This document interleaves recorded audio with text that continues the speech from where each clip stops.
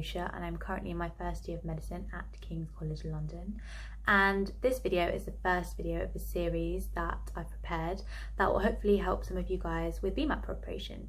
Now, for those of you that don't know, the BMAT stands for Biomedical Admissions Test, and essentially it's a test that's used as part of the admissions process for medicine, biomedicine and dentistry in various universities across the UK as well as internationally.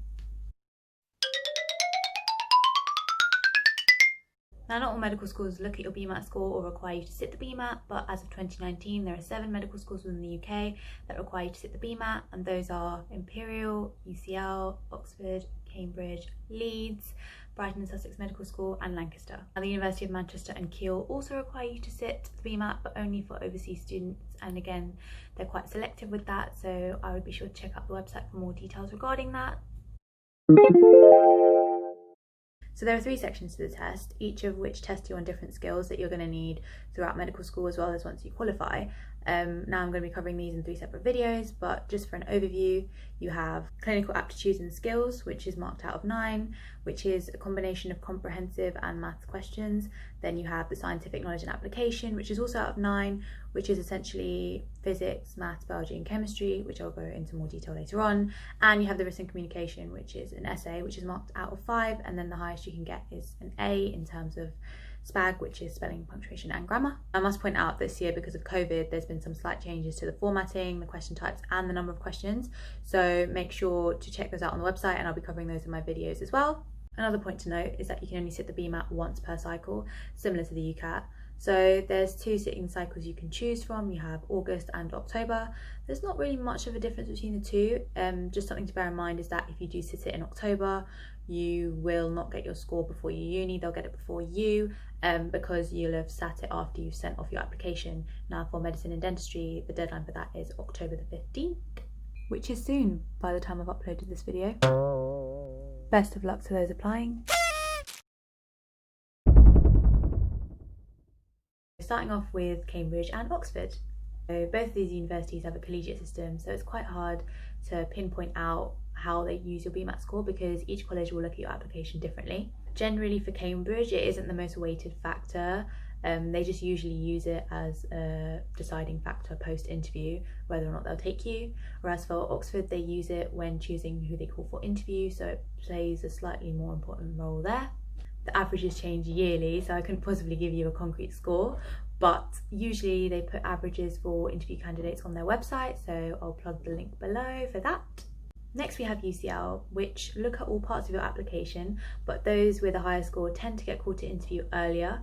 So although it's not the be all or end all again, your BMAT score does play an important role to an extent in terms of when you might get interview and whether or not you should expect to get interview. With average scores, they change based on the cohort, but every year they usually put up an average per section on their website a few weeks after the October sitting for the BMAT, so be sure to check that out to keep yourself updated. And these cutoffs can vary yearly and every application is different, so please bear that in mind. The next London university we have is Imperial. Now, Imperial tend to have a BMAT threshold or cutoff in terms of scores.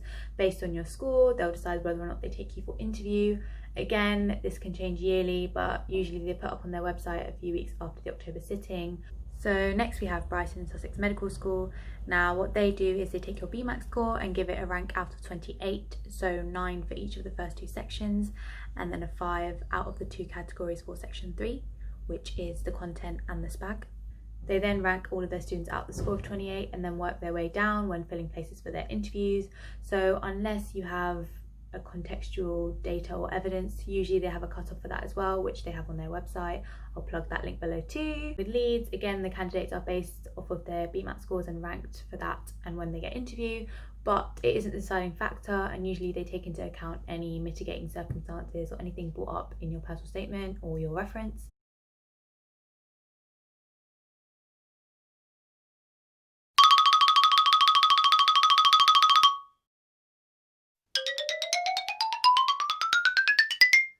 Now, a lot of you asked why I chose to sit the BMAT. Now, there's so many reasons why someone might want to sit the BMAT. For example, they were unhappy with their UCAT score because you get your UCAT score straight after you've done your UCAT pretty much. Another option could be that they want to keep their options open in terms of universities and have a bit of both, or the university that they want to apply to simply requires them to sit the BMAT.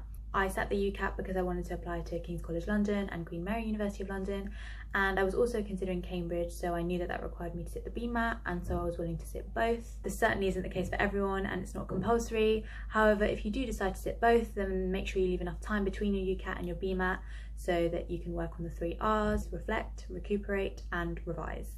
Which is probably where this came from. But I'm not a coffee addict. I hope that this short video gave some insight specifically to those who are considering whether or not they want to sit the BMAT and whether or not they want to consider BMAT universities. I hope it cleared a few questions up. I hope that you found it useful. If you think that my BMAT series will be useful for you guys, then please make sure to hit that subscribe button. And if you enjoyed the video, then please make sure to leave a thumbs up. Now all I really have left to say is that I know these are unprecedented times, and for London we are at the start of our 2nd wave of coronavirus, so I'm sure we're all feeling anxious and worried about the situation. So please make sure you stay safe, stay well, and yeah, stay tuned.